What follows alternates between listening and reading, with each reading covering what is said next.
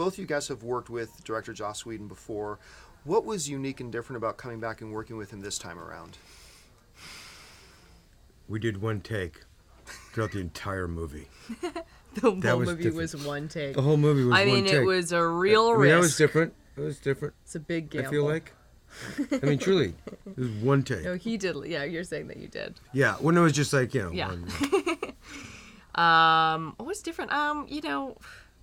I mean, working with Joss is always such a treat. The experience is sort of the same one-on-one, but I think, he's such a marvelous director, and I think that this film just now speaks to his ability to, like, take on just this massive project and to be able to go like, okay, this is my story and these are my characters, but also through all these other elements in terms of special effects. And the scale of this is so massive, and he was able to show up to work and be in a good mood and, like, be able to have a discussion about a character as well as dealing with all this other stuff.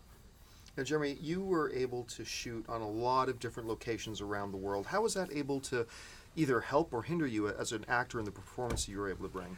Well, anytime any of us can be on a real set or a real location versus any fake background or the CGI background, it always helps us with props and everything. And shooting in Italy for the end sequence was amazing because all that for wherever we were, for Aaron and Lizzie, myself, in that section of the movie was all there, man. I mean, everything outside of, I can't say the spoiler of it, but the city doing its thing. I mean, it was amazing. I mean, it was one of the most beautiful sets I've ever been on in the sense of how tragic it was. The buildings were falling. I mean, there wasn't even like CGI, meteors or whatever coming down. It's just like they were literally physically throwing foam rocks, but with like dust coming off. I was like, this is really happening right now. It was amazing. It was a full travesty happening around you. You were living in it, so it makes it so easy to run around and do what we're supposed to do. And chaos is so fantastic, and there was literally no robots or bad guys running around, but it still felt chaotic. It was amazing. And then in the Stark Tower, it was in London.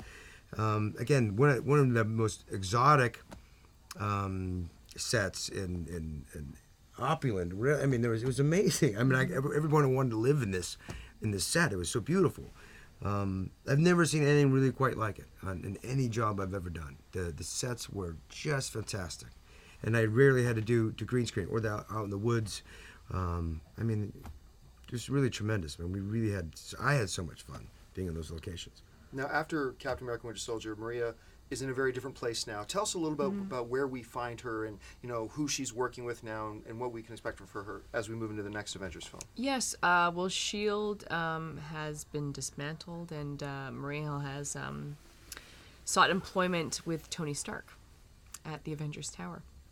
And so, she's kind of running the show there, and she doesn't have S.H.I.E.L.D. at her disposal anymore, so it's like a much heavier workload, and she's sort of in charge of the Avengers and the different missions that they go on, and navigating Tony Stark.